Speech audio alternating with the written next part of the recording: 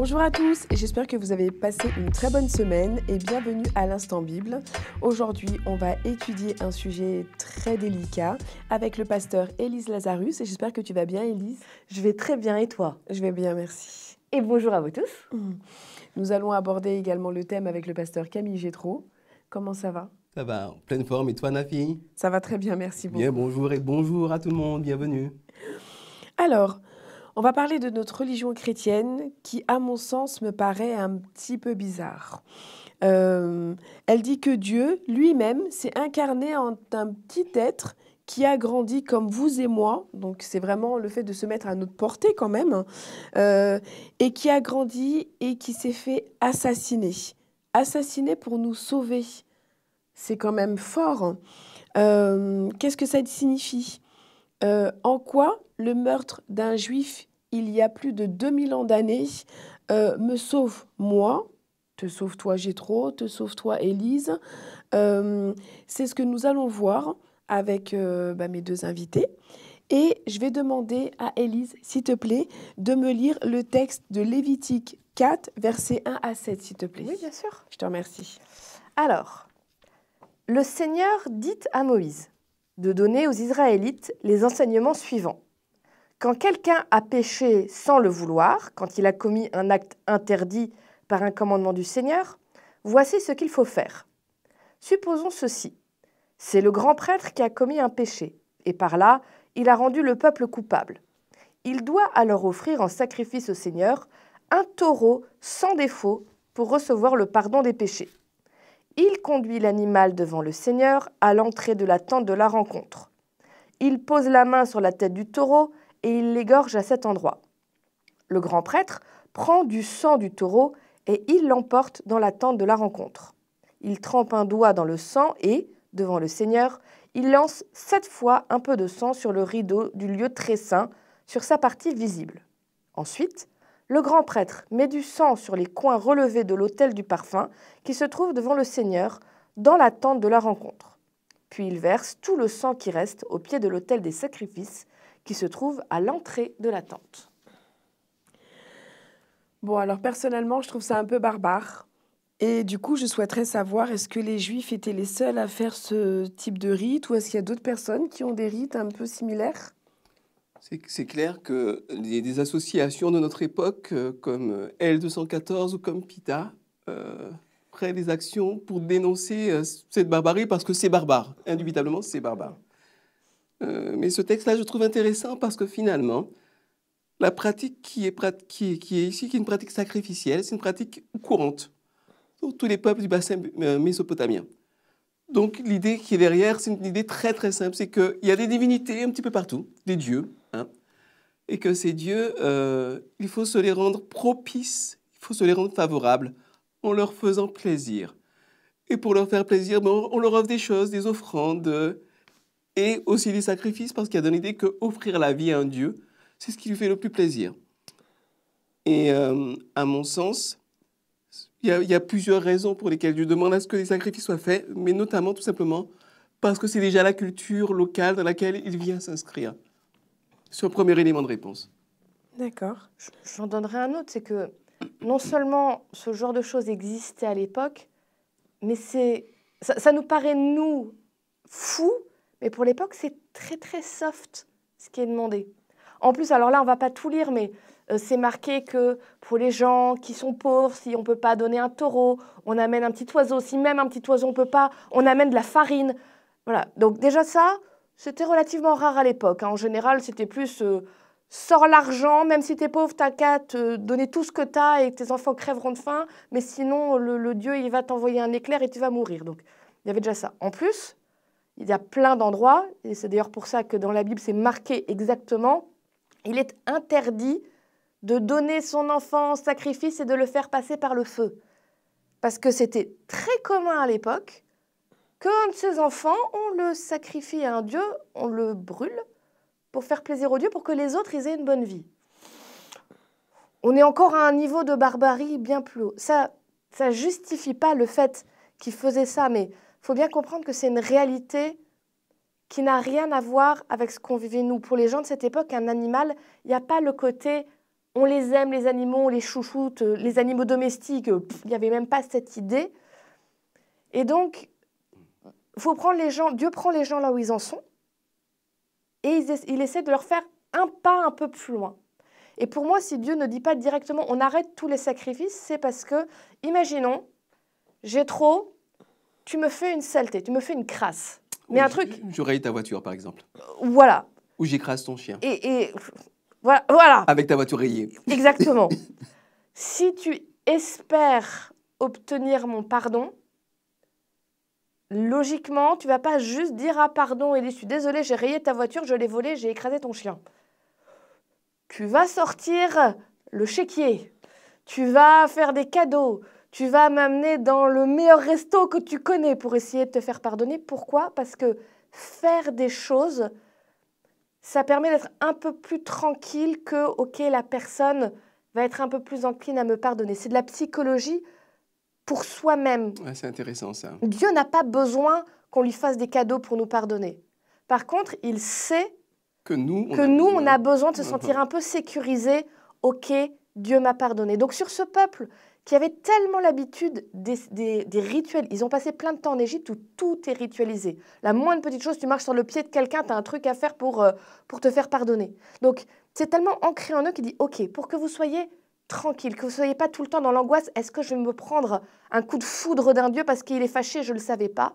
On met en place des rituels pour vous permettre de vivre votre vie tranquille. Sachez-le, vous êtes pardonné, soyez en paix. D'ailleurs, il y a dans ce verset, dans ces versets quelque chose de très symbolique, au verset 2, où il amène le taureau sans défaut devant le terrain, ou la vache devant le Seigneur, et il pose sa main sur la tête de l'animal. Et l'idée qui était là derrière, c'était le transfert symbolique de ma faute sur l'animal, et au lieu que moi, je paye le prix de ma faute, c'est l'animal qui va la payer à ma place. Donc évidemment qu'on ne transfère pas vraiment un symbole, sinon je vais m'empresser de te transférer mes péchés et c'est toi qui vas les porter à ma place. Oh là là, Élise, je te donne pas la main, mais... Je vais reculer un peu. Mais voilà, effectivement, Dieu se met au niveau des gens qui l'éduquent et il utilise leur rite, et l'Église a très bien dit, moi je peux qu'abonder dans ce sens-là. Mais dans la Bible, on parle de beaucoup de rituels quand même. Il y a beaucoup de choses. Et est-ce que ils ont un pouvoir en soi? J'ai du mal à penser que tous ces rituels ont un pouvoir, même si c'est dans la Bible. Il y a un texte qui est très intéressant là-dessus, qui est dans Ésaïe, dans le début du chapitre d'Ésaïe, où c'est Dieu qui parle avec le peuple et parce que ça ne se passe pas très bien, ils font un peu n'importe quoi. Et donc il va commencer à leur dire « Je n'en ai rien à faire de vos sacrifices.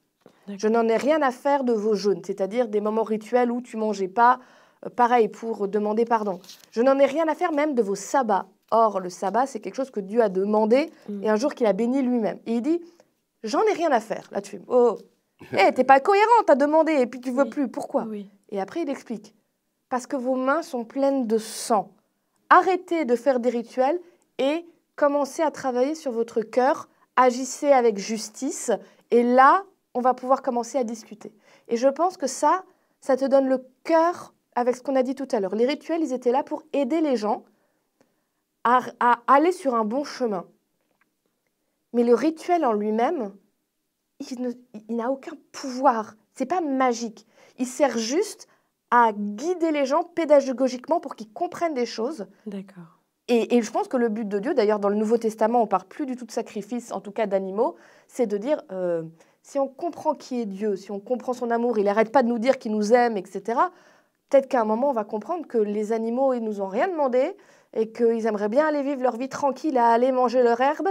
On pourrait commencer à ne plus avoir ça pour être dans un cœur à cœur avec Dieu où on comprendra qu'il veut nous pardonner. Il veut être en relation avec nous. Donc non, le rite, c'est un moyen et c'est tout. D'ailleurs, il y a des gens qui l'avaient bien compris dans l'Ancien Testament, comme David, par exemple, qui a fait des choses horribles. Il a pris la femme d'un gars qui l'a fait assassiner pour ne pas assumer sa faute. Enfin, vraiment, il était terrible. Mais il s'est repenti de tout son cœur et il dit dans le psaume 51, « Non, Dieu, tu ne veux pas de sacrifice. Même si je t'offre un animal entier, ne te fera pas plaisir. Mon sacrifice, ô Dieu, c'est moi-même avec mon orgueil brisé. Ô Dieu, tu ne refuses pas de regarder un cœur complètement repenti. Et il avait compris que finalement le sacrifice n'avait qu'un but, c'était d'accompagner chaque personne sur un chemin où il devient complètement inutile. D'accord. Je le dirais autrement, je pense que c'est le sens même de toute religion, c'est d'accompagner chaque individu de telle manière que la religion devienne tout à fait inutile. Parce que les principes, les valeurs, la beauté, l'amour, la compassion, tout cela a été suffisamment intériorisé pour ne plus avoir besoin de se reposer sur des rituels, sur des pratiques. Autrement dit, le but de mon travail, de ton travail, Élise, et de toi aussi, puisque tu es aussi croyante que nous, c'est de faire en sorte que notre religion devienne tout à fait inutile et que nous soyons au chômage. On assumera d'être au chômage, tant pis. Il y a un pôle emploi juste à côté de la maison. Alors, est-ce que vous auriez des références bibliques qui portent un regard critique sur les sacrifices? Bah, il y a Oui, alors moi je pense par exemple, tu vas dans le Nouveau Testament, si tu vas dans le Nouveau, je vais dans Je cherchais le fameux texte d'Ésaïe pour le lire. Mais, premier, chapitre oui, premier. oui, Ésaïe premier. Et moi je vais aller dans Hébreu pendant ce temps-là. Hop. Alors, le chapitre 10 de l'Épître aux Hébreux, bon, Hébreux 1 à 10. chapitre 10, je ne vais pas tout lire, je vais juste lire un petit passage, disons, partir du verset au premier. La loi de Moïse ne reproduit pas exactement ce qui existe, elle est seulement l'ombre des biens qui seront donnés plus tard. Elle demande qu'on offre sans arrêt, tu en parlais tout à l'heure, chaque année des sacrifices, toujours les mêmes sacrifices. C'est pourquoi elle ne peut absolument pas rendre parfait ce qui s'approche de Dieu. Sinon, ceux qui rendent ce culte à Dieu seraient lavés de leurs péchés une fois pour toutes. Ils ne se sentiraient plus coupables. Mais au contraire, chaque année, ces sacrifices rappellent le souvenir des péchés parce que le sang des boucs et des taureaux ne peut pas enlever les péchés. Donc là, il y a un texte explicite dans la Bible qui dit que le sacrifice, comme disait Élise, n'a aucun pouvoir en soi-même. Le rite n'a aucune puissance intrinsèque. Par contre, le rite peut, pour certaines personnes à certaines époques, faciliter quelque chose. Il est évident que maintenant, ce même rite de sacrifice ne nous apporterait pas grand-chose à nous qui vivons dans notre culture. On serait horrifiés de devoir égorger quoi que ce soit. Oui. Surtout qu'on a péché, je veux dire, je sais pas moi, ce serait quand même épouvantable, je veux dire, on voudrait pas faire une chose pareille. Non. Voilà. Je vais juste prendre, si tu veux bien, Bien sûr. puisque je l'ai cité, comme ça je vais lire exactement ce que ça dit. Donc c'est Ésaïe 1, je vais prendre le verset 11, lire quelques versets. Le Seigneur dit, « À quoi me servent vos nombreux sacrifices ? Vous brûlez entièrement des moutons pour moi, vous m'offrez la graisse des veaux, j'en ai assez de tout cela, le sang des taureaux, des agneaux, des boucs, je n'en veux plus. Quand vous vous présentez devant moi, vous occupez inutilement les cours de mon temple. Est-ce que je vous ai demandé cela ? Arrêtez de m'apporter des offrandes qui ne servent à rien. La fumée, je l'ai en horreur. Vous fêtez la nouvelle lune et le sabbat, vous organisez des grands rassemblements et en même temps, vous commettez le mal. Je ne peux plus supporter cela. » Et je vais prendre le verset 15. « Quand vous étendez les mains pour prier, je détourne mon regard. Même si vous faites beaucoup de prières, je n'écoute pas. Vos mains sont couvertes de sang. Lavez-vous, rendez-vous purs. Éloignez de mes yeux vos actions mauvaises, arrêtez de faire le mal, apprenez à faire le bien, cherchez à respecter le droit. » C'est clair. C'est clair. Oui, voilà. parce que ces gens ont cru que les rites avaient un pouvoir en soi-même et n'étaient pas connectés à leur état d'esprit, alors que tout ce qui comptait, c'était cette réconciliation dont parlait très bien Élise. Tu sais, encore aujourd'hui, j'entends parfois des gens qui reprochent au christianisme de dire « Ah, ben le christianisme, c'est trop facile, je vais faire tout le mal que je veux, et puis sur la fin de ma vie, je vais dire « Ah, pardon Dieu, hein, je suis désolée, c'était pas bien. » Et puis tout va aller bien, en se moquant un peu. Le système sacrificiel, je pense qu'aussi, il était là pour rappeler aux gens que non, c'est pas un truc, on claque des doigts et puis tout va bien. C'est quelque chose de profond. Et faire les sacrifices, autant c'est horrifique pour nous aujourd'hui, autant ça mettait aussi la main à la poche. Et ça rappelait aux gens que c'est pas anodin d'avoir fait le mal. Mais on voit là que cette première étape qui était de dire attention, c'est pas anodin, les gens l'ont détourné pour dire ah je peux faire le mal. Et puis après, si je suis riche, je peux faire plein de mal parce que de toute façon, j'amènerai des veaux, des taureaux, des moutons et puis d'ailleurs, je me ferais bien voir et d'ailleurs, je serais reconnue socialement parce que j'ai offert 10 taureaux purs. Ça veut dire que j'ai les moyens de passer. Voilà. Ça devenait un moyen de frime, quoi, à la limite. Et donc Dieu met l'étape supérieure en disant j'en ai rien à faire. Tu es riche, tu amènes 10 taureaux. J'ai tous les taureaux de la terre, ils sont à moi. Qu'est-ce que tu veux que ça me fasse? Je n'ai aucun plaisir à ça. Donc tu vois Dieu qui fait étape par étape avec les gens pour vraiment leur faire comprendre. Quand vous agissez mal, vous blessez les autres, vous vous blessez vous-même. Oh oui. La repentance, c'est quelque chose qui fait mal quelque part. Parce que vraiment, on déteste ce qu'on a fait, ce qu'on a vécu et on veut que ça change. Et heureusement, aujourd'hui, Dieu nous invite à le faire sans passer par tous ces rituels. Encore qu'on pourrait dire que prier pour demander pardon, c'est un rituel. Oui. De dire, voilà, je me mets à genoux et je demande à Dieu, voilà, j'ai fait ça, je te demande pardon. C'est du rite, mais ça nous sert à être dans cette tranquillité de dire, je peux recommencer à avancer et je peux être en paix parce que je sais que mon passé n'est pas en train de m'enchaîner, de m'empêcher. Voilà, je ne suis pas cataloguée pour Dieu à vie. La fille, elle a fait ça, elle a fait ça, elle a fait ça, à vie, ça te suit. Non. Dieu te dit, je te libère, je te fais avancer. Et amen, et heureusement, parce que sinon, ça serait bien triste pour nous. Jétro, est-ce que tu peux me lire Hébreux 10, versets 8 à 10, s'il te plaît? Bien volontiers. Le Christ dit d'abord, « Tu n'as pas voulu de sacrifice, ni d'offrande, ni d'animaux brûlés sur l'autel, ni de sacrifice pour les péchés, ils ne te plaisent pas. » Et pourtant, la loi demande qu'on offre tous ces sacrifices. Le Christ dit ensuite, me voici, je viens faire ce que tu veux. Le Christ supprime les anciens sacrifices, il les remplace par le sien. Jésus-Christ a fait ce que Dieu voulait. Il a offert son corps une fois pour toutes et nous sommes alors libérés du péché. Voilà. Je suis trop novice, il faut que tu me l'expliques un petit peu plus. En quoi le sacrifice de Jésus est meilleur pour les autres? Qu'est-ce que veut dire ce texte? Alors, je crois qu'Élise a commencé à développer quelque chose de tout à fait intéressant en ce sens-là. Chouette. Je vais lui céder la parole. Je le sentais venir, ce coup-là. Du coup, que démontre ce sacrifice? En quoi Ok. il me sauve? En quoi il sauve les autres?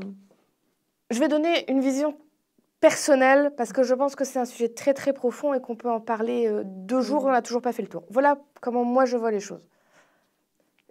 Dans ce monde, il y a une séparation entre les hommes et Dieu qui s'appelle le péché, qui fait que nous, on est comme prisonniers d'instincts qui nous font faire le mal.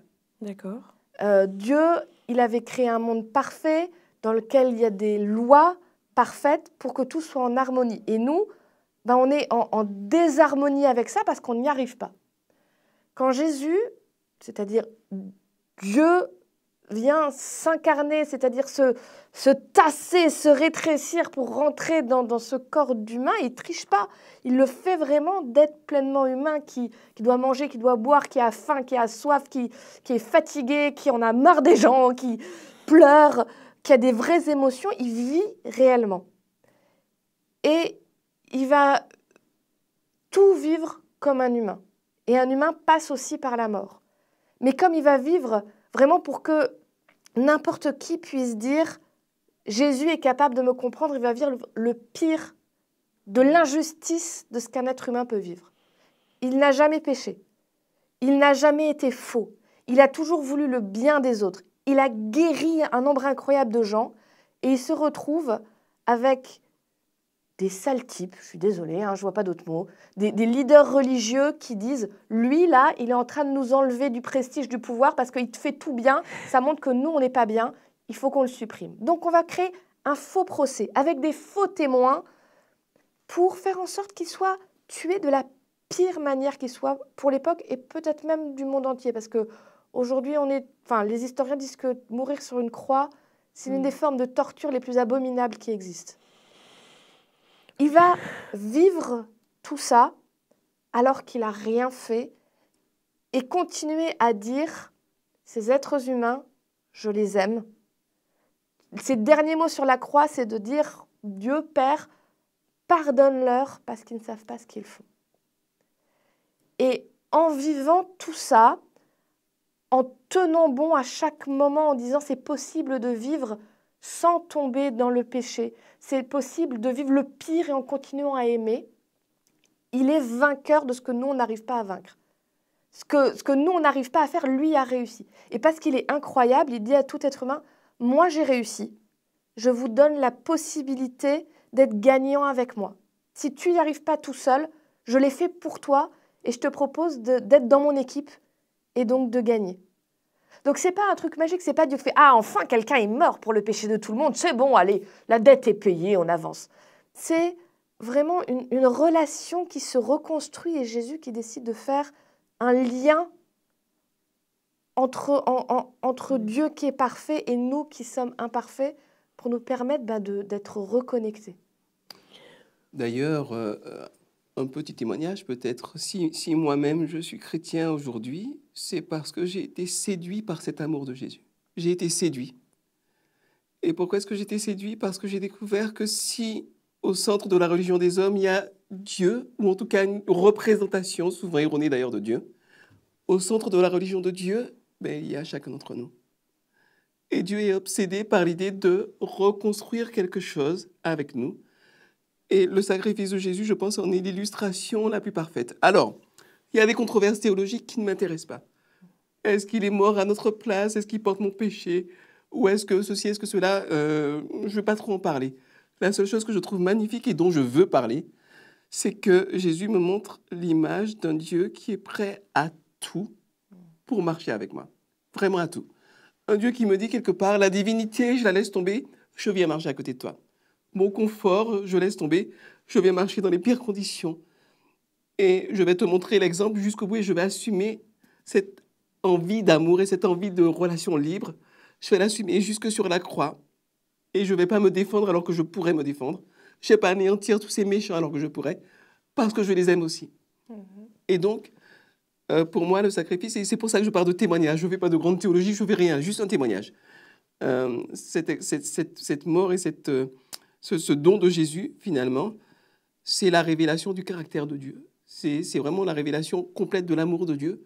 Et je trouve qu'il n'y a pas plus beau que de donner sa vie pour les gens qu'on aime. Là, on est très très loin des idéologues chrétiens, musulmans, bouddhistes, peu importe, qui vous envoient au casse-pipe en vous disant « Vas-y, tu vas avoir des vierges au ciel, des récompenses, de l'or, et puis qui, eux, restent bien au chaud, confortablement. » Non, Jésus ne fait pas de grands discours, mais il met la main à la pâte parce qu'il nous aime. Et son sacrifice est le comble de l'amour. On ne peut pas aller plus loin dans le don de soi. Donc voilà, pour moi, ce que signifie ce texte, c'est le sacrifice ultime qui montre quel est le caractère de Dieu et qui rend possible cette reconnexion dont parle très bien Élise, cette réconciliation. Mais ce n'est pas Dieu qui a besoin d'être réconcilié avec nous, parce que lui nous aime. C'est nous qui avons besoin d'être réconciliés avec Dieu. Et je crois que pour en être convaincu, il suffit de regarder l'état de cette planète, de ce monde, et des actions que mènent les hommes pour être convaincus qu'il faut une réconciliation avec Dieu. Alors, jusqu'à présent, j'ai bien compris. Et avant de vous demander de lire Apocalypse 5, versets 1 à 6, je vais rebondir sur ce que tu as dit précédemment. C'est très profond, en fait, cette image où j'ai souvent entendu dans les églises qui serait capable de donner son fils pour sauver les autres. Mais en entendant ce que tu viens de dire, ça va au-delà de ça. Et en fait, c'est pas qu'il a donné son fils, c'est que lui-même, il s'est fait homme et s'est suicidé, en fait. Il s'est donné. Il s'est donné. Pas suicidé, parce que c'est pas le terme, mais il s'est donné, il s'est offert pour nous. Alors que je sais pas si... je vous aime bien tous les deux, il n'y a pas de souci. Et on t'aime aussi. Mais je vais être franche avec vous. Si demain on me dit oui, il va falloir que tu donnes ton cœur pour qu'il vive, malgré tout l'amour que je vais vous porter, je vais vous accompagner dans la maladie, mais je ne suis pas sûre d'être en mesure de pouvoir vous donner mon cœur. Tu sacrifieras bien une chaussure ou un pantalon, quelque chose comme ça. Sans problème. C'est déjà ça le prix. Peut-être pas mes sacs, mais en tout cas, ça, c'est déjà ça. Mais du coup, est-ce que, pour en revenir à tout ça, pouvons-nous lire Apocalypse 5, versets 1 à 6, au premier qui trouve le texte ? Et j'aimerais qu'on m'explique ce contraste entre le lion, l'agneau, et en quoi cette faiblesse de tout ce qui s'est passé devient une force dans ce cas. Je vois un livre en forme de rouleau. Il est dans la main droite de celui qui est assis sur le siège royal. Ce rouleau est écrit des deux côtés et il est fermé avec 7 attaches en cire. Je vois un ange puissant, il crie d'une voix forte « Qui est digne de défaire les attaches et d'ouvrir le livre ?» Mais dans le ciel et sur la terre et sous la terre, personne ne peut ouvrir le livre, personne ne peut regarder ce qu'il y a dedans. Alors je pleure beaucoup. En effet, personne n'est digne d'ouvrir le livre, personne n'est digne de regarder ce qu'il y a dedans. Mais un des anciens me dit « Ne pleure pas, regarde ! Il est vainqueur, le lion de la tribu de Juda, l'homme de la famille du roi David. Il va défaire les 7 attaches et ouvrir le livre. » Alors je vois un agneau debout. Il est près du siège royal, au milieu des 4 êtres vivants et des anciens. L'agneau semble offert en sacrifice. Il a 7 cornes et 7 yeux. Les yeux sont les 7 esprits que Dieu envoie dans le monde entier. L'agneau s'avance, il vient prendre le livre dans la main droite de celui qui est assis sur le siège royal. Quand l'agneau a pris le livre, les 4 êtres vivants et les 24 anciens tombent à genoux devant lui. Chacun tient une harpe et des coupes en or pleines de parfums. Ce sont les prières de ceux qui appartiennent à Dieu. Ils chantent un chant nouveau. « Tu es digne de prendre le livre et de défaire ses attaches. Oui, tu as été offert en sacrifice. Avec ton sang, tu as racheté pour Dieu des gens de toute tribu et de toute langue, de tout peuple et de tout pays. Tu les as offerts à Dieu. » Et du coup, je vais vous demander à clôturer ce moment, mais en quoi cette faiblesse est une force? Parce qu'on a tendance à penser souvent, là je vais, petit témoignage, mais penser pour moi, j'ai quand même un caractère qui est très fort, et parfois, pour pouvoir être conforme à ce que je lis, je m'efforce de mettre ma personnalité derrière, et souvent j'ai l'impression que les gens pensent que c'est une faiblesse, et du coup, appuient dessus. Est-ce que... Non? Alors, nous, on a arrêté, je vais répondre par notre témoignage. D'accord. Nous, on a arrêté il y a plusieurs années de ça, enfin, moi, j'ai arrêté il y a plusieurs années de ça, de donner des fessées à mes fils. D'accord. Parce que quand on donnait des fessées pour corriger, etc. Ma femme, qui est éducatrice, elle m'a fait évoluer dans ma mentalité. Et je me suis rendu compte que finalement, pour faire court, mes fils sont beaucoup plus épanouis, beaucoup plus performants, que tout va beaucoup mieux, puis ils participent mieux. En accompagnant, en éduquant, qu'en corrigeant et en réprimant. Et donc, en ce sens-là, la douceur, la patience, ce qui est considéré comme la faiblesse sont des outils beaucoup plus puissants et beaucoup plus efficients que la contrainte, que le fait de taper du poing sur la table, que le fait de bomber le torse, de lever le menton. Tout ça, ça impressionne les hommes. Mais finalement, si, je l'ai dit tout à l'heure, si moi je suis ici, c'est parce que Dieu m'a séduit. Et s'il m'a séduit, c'est pas avec sa toute-puissance, c'est avec cette simplicité, cet amour et cette humilité qu'il a manifesté. En ce sens-là, la faiblesse est une vraie puissance. Moi, je dirais que faiblesse n'est pas le bon terme. Parce que faiblesse, ça veut dire que tu n'es pas en capacité de faire quelque chose. Tu es en état de faiblesse. Je sais pas moi, si tu me demandes de porter des cartons et que je ne peux pas le faire, je suis en faiblesse, je ne peux pas le faire. Oui. Si Jésus, parce qu'il ne pouvait pas faire autrement, on l'attrape et on le met sur une croix et qu'il n'a pas le choix et qu'il doit le subir, il est en état de faiblesse. Or, ce n'est pas le cas. Jésus avait la toute-puissance de Dieu. Il n'est pas en faiblesse. Il est en don de soi.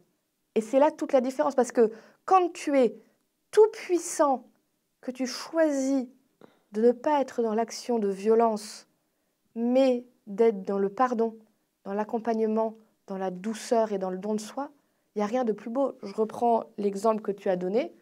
Si tu avais une maladie tout d'un coup qui fait que tu ne peux plus utiliser tes mains et que tu ne peux plus donner de fessées à tes fils, ça n'a pas le même sens. Tu es en faiblesse. Tu dois changer ton éducation parce que tu ne peux plus faire ce que tu faisais avant. Mais tu es tout à fait en état de le faire. Tu as choisi de ne pas utiliser cette méthode pour aller dans quelque chose d'autre qui est dans plus d'écoute, de douceur, d'accompagnement. C'est ça qui est beau. Et c'est toute la différence pour tes garçons. Ce n'est pas le même impact. Pour moi, savoir que Jésus avait à n'importe quel moment la possibilité de dire « stop, c'est fini, je ne veux pas subir ça », et qu'il a choisi de dire « j'irai jusqu'au bout pour eux », c'est ça qui fait toute la beauté de ce qu'il a fait. Alors si j'ai bien compris tous les éléments qu'on a vus aujourd'hui, encore une fois, c'est l'amour de Jésus qui nous sauve. un amour incommensurable où il a donné, j'aime bien cette expression où les gens disent qu'ils ont tout donné en fait. Mais dans son cas, C'est littéral. c'est littéral. Il a tout donné jusqu'à l'humiliation. Nous, en tant qu'êtres humains, on n'aime pas être humiliés, mais on a laissé Dieu aller jusqu'au bout. Et aussi de se dire que ce qu'il a fait, c'est pour nous sauver. Et est-ce qu'on le mérite? Est-ce qu'on doit faire des choses pour le mériter? Est-ce que... Lui a jugé qu'on le méritait, en tout cas, puisqu'il l'a fait. C'est ça. Ouais. Et franchement, c'est... Merci à lui. Merci à vous pour toutes ces explications. Merci Élise, merci parce que j'ai compris beaucoup de choses et ça va bien me servir cette semaine. Merci Gétro pour tes témoignages. C'est très gentil. Je vous donne rendez-vous la semaine prochaine. Merci d'être allé jusqu'au bout de cette vidéo, de nous avoir regardé, de nous avoir écoutés. Et rendez-vous la semaine prochaine. Et si vous avez des commentaires à mettre, n'hésitez pas et on y répondra. Bonne semaine à tous.